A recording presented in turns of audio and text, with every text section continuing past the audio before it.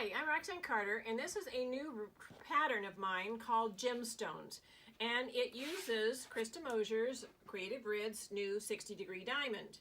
And these are the blocks that I've made so far. This is not sewn together, but I wanted to make sure you got to see a video of it before so that you know how to make the block if you want to do this pattern.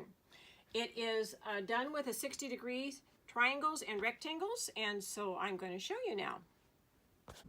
So these are the fabrics. This is the ruler here, so you can see it a little bit better. I know there's a little bit of a glare, but it's the 60-degree diamond, and we're going to use a couple of different segments on it. And so I'm going to show you, first of all, the fabrics. These are the Northcott Ombre Stonehenge fabrics, and there are 8 different colorways in this quilt. You can also do this with a light and a dark of a fat quarters as well.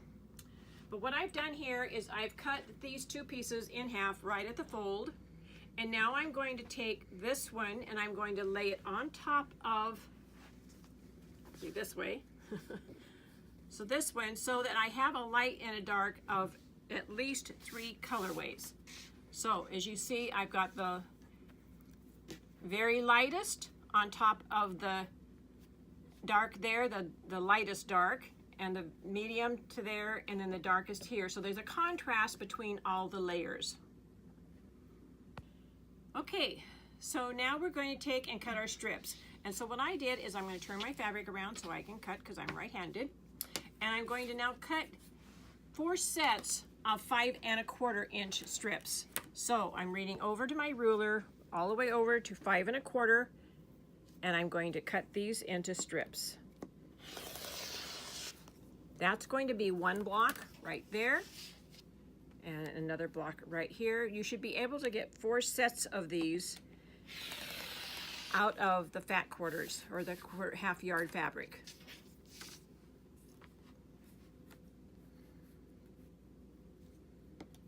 You choose the 3 that you want to use. I chose not to use the darkest one here, but you can choose any of the 3 that you want out of the 4. So that gives you all the combinations that you can have. So there's our darkest, our next lightest, the next lightest, and at the end, the very lightest. Once we have our pairs together, we're going to now cut these into 2 5/8 inch strips, because that's what the little template you will use tells you to do. So I'm going to cut this into 2 5/8, and each one of these then 2 sets of the strips will make 1 block, and so that would be like block here. So you can see you get all of this out of these 2 strips. So in order to mark my ruler, I taped on the template that I will give you in the pattern to the front side of the thing, and then I put my painter's tape right even so that it's even to the edge of that paper. So then I can take the paper off, and I can now lay this down, turn the ruler over. I can now take this down so that the tape butts into the strips, and I can cut both sides here, and then I can turn the ruler upside down, butt it into the strip again,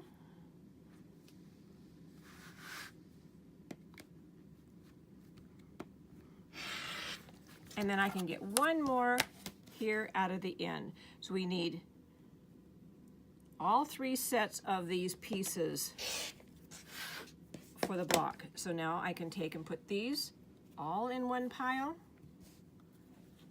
and all of these in 1 pile. You have 6 of each.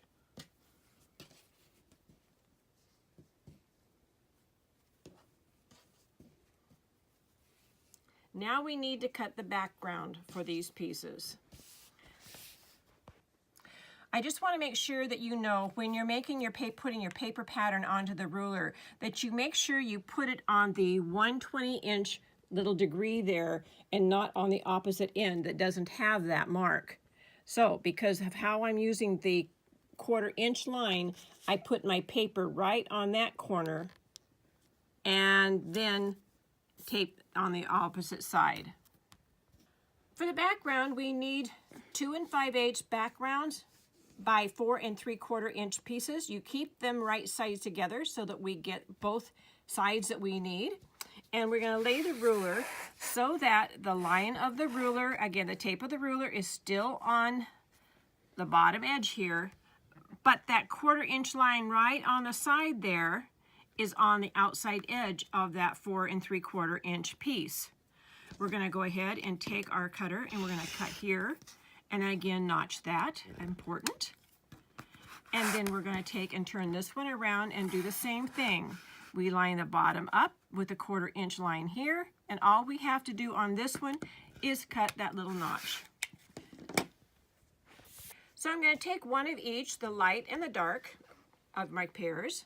Get this over here off of that line. And then we're going to take these, and this one here is going to go here, and the opposite one is going to go here. So our front piece, our back piece. And so we're going to do that with all of our pieces. When we do go to sew these, we line up that little notch right there and are lining up our tips of our diamonds, and we're going to sew our seam there.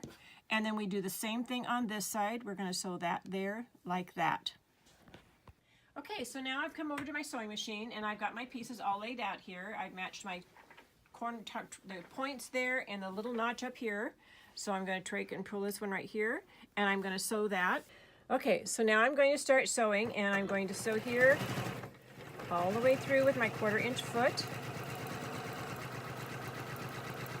And then I'm going to do the same thing with the dark accent piece.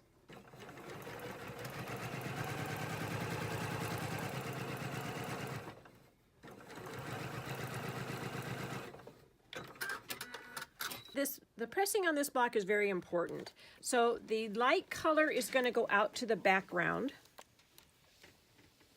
and then the dark color is going to go to the dark.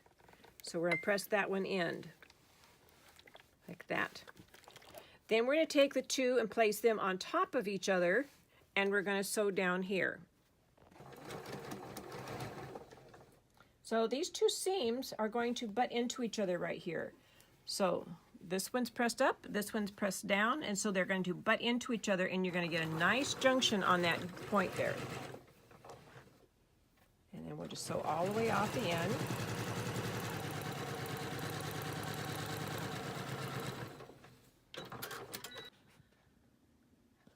So you can see how nicely that little butts into each other right there.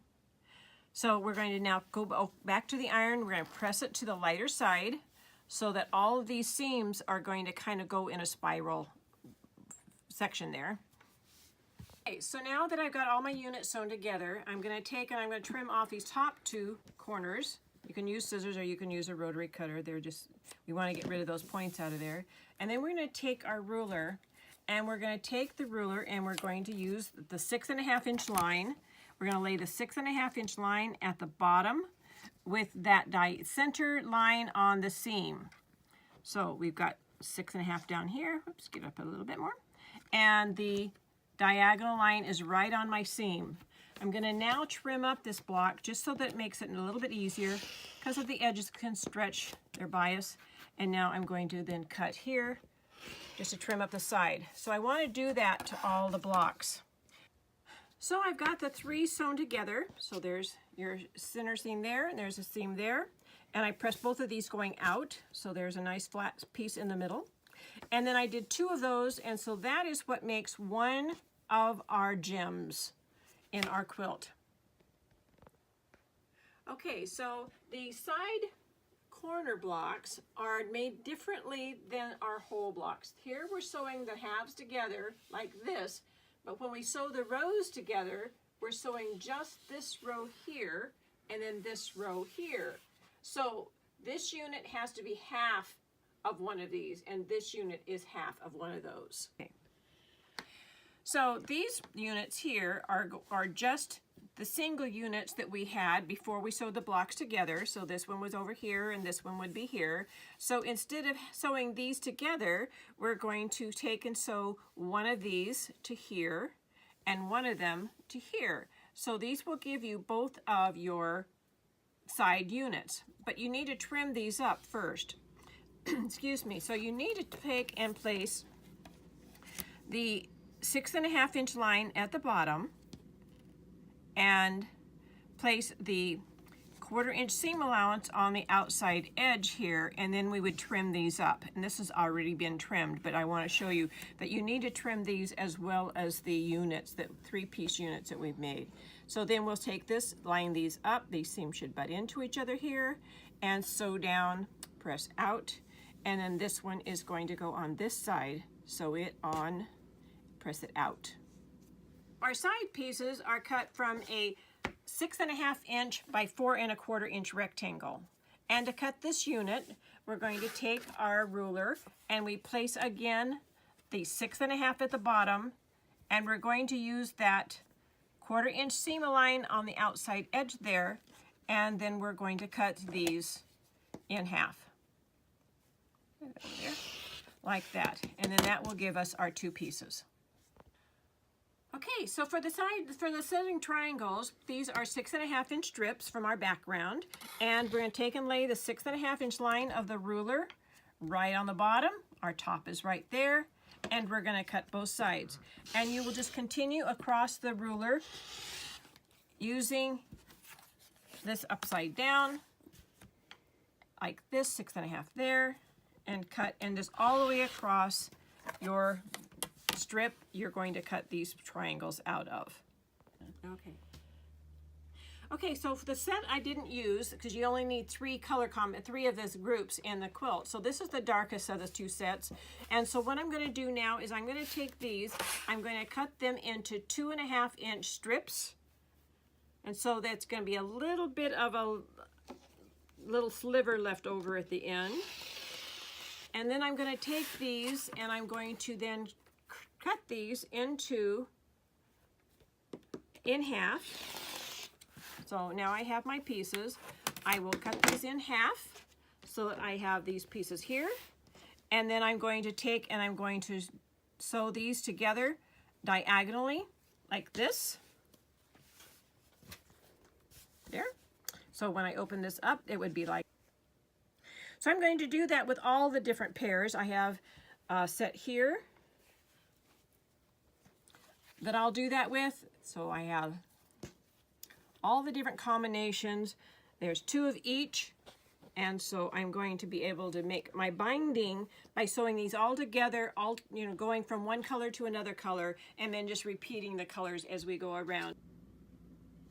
Okay, so just to show you how I sewed these together, I cut these into 9 inch pieces. They're each 9 inches, and then I laid them on top of each other, one going across, one going down, sewing from here to here, and that will give you a nice seam that you can trim to 1/4 inch, press open, so all the seams are pressed open, and then we sew them all together into one nice long strip. And so we have all of our different colors here, just going one from another. I sewed the pairs together, and then I paired the pairs into the nice long piece. So thank you for watching my video, and I hope that you have fun with the gemstone pattern. This is not quite finished yet, but by the time you get the pattern, it will be. Have fun.